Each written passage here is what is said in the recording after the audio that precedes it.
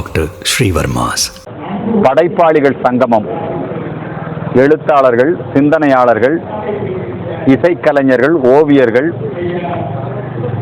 இப்படி கலைத்துறையை சார்ந்த அனைவரும் ஒருங்கிணைந்து ஆபரேஷன் சிந்தூர் வெற்றியை கொண்டாடக்கூடிய வகையிலே ஆபரேஷன் சிந்தூர் வெற்றியை சாத்தியமாக்கிய நம்முடைய இராணுவ வீரர்களுக்கு நன்றி நவிலும் விழாவாக கோவையிலே இருக்கக்கூடிய மிக பிரபலமான எழுத்தாளர்கள், குறிப்பாக ஓம் சக்தி ஆசிரியர் ஐயா சிதம்பரநாதன், மரபின் மைந்தன் முத்தையா, ஈரோடு எஸ்.ஆர். சுப்பிரமணியம், இப்படி பல எழுத்தாளர்கள், கவிஞர்கள், புலவர் ரவீந்திரன் உள்ளிட்ட கவிஞர்கள், அதே போல தமிழ் அமைப்புகள், இவர்களெல்லாம் ஒருங்கிணைந்து ஒரு கவியரங்கத்திற்கும் கருத்தரங்கத்திற்கும் ஏற்பாடு செய்து இந்த நிகழ்ச்சி நடைபெற்றுக் கொண்டிருக்கிறது.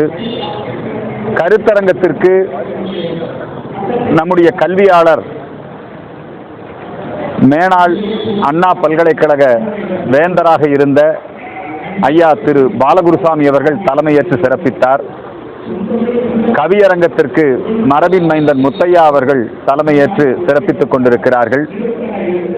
இந்த நிகழ்ச்சிக்கு விரிவான ஏற்பாடுகளை பேராசிரியர் கனக சபாபதி, விஜயபாரதத்திலே பணிபுரிகின்ற வாமு முரளி, இப்படி தேசிய சிந்தனை பேரவையை சார்ந்த அமைப்புகள், நிர்வாகிகள் எல்லோரும் பங்கெடுத்து மிக அற்புதமாக இந்த நிகழ்ச்சி நடைபெற்றுக் கொண்டிருக்கிறது. இந்த நிகழ்ச்சி தமிழ்நாடு முற்போக்கு எழுத்தாளர் சங்கம் என்கிற போர்வையிலே தமிழகத்திலே தொடர்ந்து இந்திய இராணுவத்திற்கு எதிராக, நம்முடைய தேசத்திற்கு எதிரான கருத்துக்களை, குறிப்பாக சுந்தரவள்ளி போன்ற பேச்சாளர்கள், எழுத்தாளர்கள், ஆதவன் தீட்சண்யா போன்றவர்கள், ராஜதுரை போன்றவர்கள் ஒரு கையெழுத்து இயக்கமே ஆரம்பிச்சாங்க. என்னன்னா, ஆபரேஷன் சிந்தூருக்கு சிந்தூர்னு பேர் வச்சிருக்கூடாது, அது மதவாதத்தை நுழைக்கிறாங்க.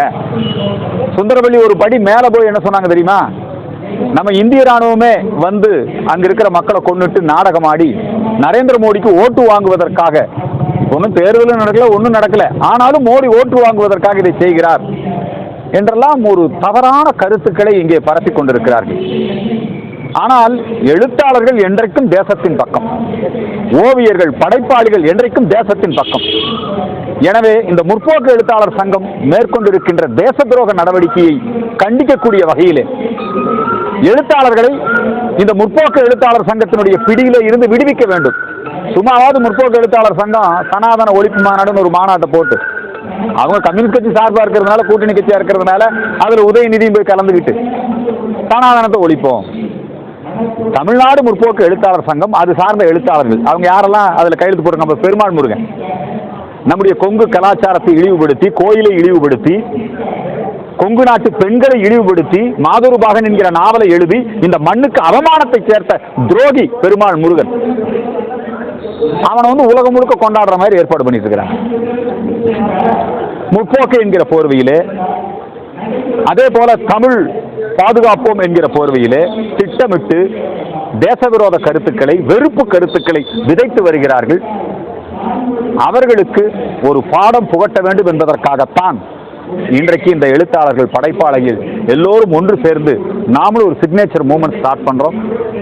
இந்த தேசத்தின் பக்கம் இருக்கக்கூடிய படைப்பாளிகள், எழுத்தாளர்கள், ஓவியர்கள், கலைஞர்கள், இவர்கள் எல்லோரும் ஒன்று சேர்ந்து செயல்படக்கூடிய இந்த அமைப்பு அடுத்து சென்னையிலே, மதுரையிலே, தஞ்சையிலே, இப்படி நாடு முழுக்க இந்த நிகழ்ச்சி நடத்த இருக்கிறோம் என்பதை தெரிவித்துக் கொள்கிறேன். பேரணி நடத்துவதற்கு காவல்துறை தமிழகத்திலே, குறிப்பாக கோவையிலே தொடர்ந்து அனுமதி மறுக்கிறார்கள். இந்திய ராணுவத்தை ஆதரித்து சிந்தூர் வெற்றியை கொண்டாடக்கூடிய வகையிலே தேசிய கொடியோடு நடக்கக்கூடிய நிகழ்ச்சிக்கு ஏன் அரசு தடை செய்ய வேண்டும்? இது கேட்டா அவங்க சட்டம் ஒழுங்கு பிரச்சனை வரும், அது இதுன்னு ஏதோ சொல்றாங்க. எனவே தமிழக அரசு மறுபரிசீலனை செய்ய வேண்டும்.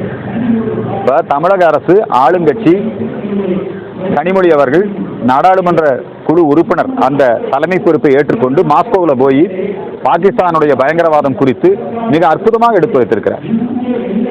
அதே மாதிரி காங்கிரஸ் கட்சியை சார்ந்த சசி தரூர், அவர் இன்னைக்கு அமெரிக்காவுக்கு போய் பாகிஸ்தானுடைய பயங்கரவாத செயல்கள் குறித்து நல்ல விதத்தில் எடுத்து, இதுல கட்சி கிடையாதுங்க, நேஷன் ஃபர்ஸ்ட், இதுல கட்சி கிடையாது.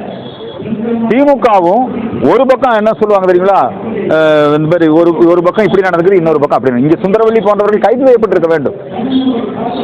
அசாமில் ஹேமந்த் குமார் பிஸ்வாஸ் அவர் ராணுவத்தை அவமானப்படுத்தியவர்களை கைது செய்திருக்கிறார்.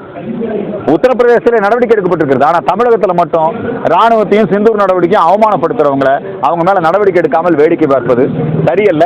இது இரட்டை வேடமாக இருக்கிறது.